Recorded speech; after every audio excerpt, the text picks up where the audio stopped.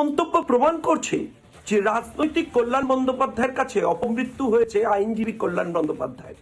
এইভাবে যদি চলতে থাকে তাহলে এই শাসক দলের সৌজন্যে পশ্চিম বাংলায় ও বাংলাদেশের মতো পরিস্থিতি হতে বেশি দেরি নেই এবং সময় লাগবে না। অবিলম্বে এই সমস্ত লুজ স্টক বন্ধ করা উচিত, আর তা না হলে যারা করছেন তাদের বিরুদ্ধে আইনানুগ ব্যবস্থা নেওয়া উচিত। যেখানে নামাজ পড়বে সেটাই ওয়াকফ প্রপার্টি, বাট একটা আস্ত মাতাল। এরা পশ্চিমবঙ্গের দাঙ্গা বাঁধিয়ে তবে শান্ত হবে। এরা হিন্দু মুসলিম একসাথে থাকলে এদের কিছুতেই সহ্য হচ্ছে না।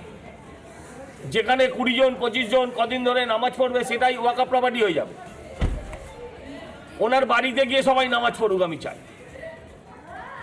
ওয়াকফ প্রপার্টির নামে সংখ্যালঘু ধর্মপ্রাণ তুলনামূলক কম শিক্ষিত মুসলিমদের তিনি প্ররোচিত করছেন। রেড রোডে নামাজ পড়ে, তাহলে রেড রোড কাদের হবে? রেড রোড ওয়াকফ প্রপার্টি। নাকোদা মসজিদের সামনে নামাজ হয়, তাহলে ওয়াকফ প্রপার্টি। অর্ধেক রাজাবাজার জুড়ে নামাজ হয়, পার্ক সার্কাস জুড়ে নামাজ হয়, ওয়াকফ প্রপার্টি। পশ্চিমবঙ্গটাকে পশ্চিম বাংলাদেশ না বানানো অব্দি এদের শান্তি নেই। তৃণমূল সাংসদ কল্যাণ বন্দ্যোপাধ্যায় কী বলেছে কি বলেনি ওটা তো আমি শুনিনি, আর আমি বলতে পারছি না। কিন্তু যেখানে নামাজ পড়লেই যে ওয়াকফ হয়ে যাবে এর কোনো মানি নেই। এমনকি মুসলিম হলেও মুসলিমের অন্যের জমি কেউ যদি নামাজ পড়ে সেটা ওয়াকফ হয় না। ওয়াকফ করার জন্য সেই জমির তার টাইটেলটা ঠিক থাকা চাই, সেই সম্পত্তি মসজিদের নামে হওয়া চাই।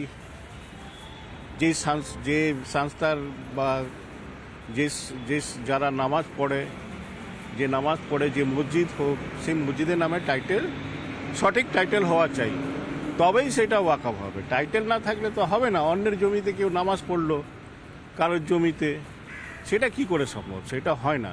অন্যের সম্পত্তি ওয়াকফ করে দেবে, এটা হয় না, এটা বেআইনি, ইললিগাল। ওয়াকফ বোর্ডের সদস্য তার বক্তব্য শুনলাম এবং রাজনৈতিক ব্যক্তিত্বদের বক্তব্য আমরা আপনাদের সামনে তুলে ধরলাম।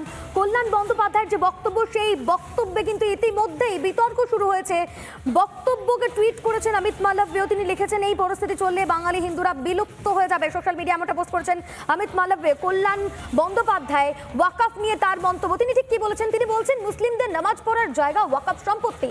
20 থেকে 25 জন নামাজ পড়লেই সেটা নাকি ওয়াকফ সম্পত্তি। আর এই নিয়েই প্রশ্ন তুলেছেন রাজনৈতিক ব্যক্তিত্বরা এবং এ নিয়ে টুইট করেছেন অমিত মালব্য। এই পরিস্থিতি চললে বাঙালি হিন্দুরা বিলুপ্ত হয়ে যাবে, সোশ্যাল মিডিয়ায় পোস্ট করেছেন অমিত মালব্য।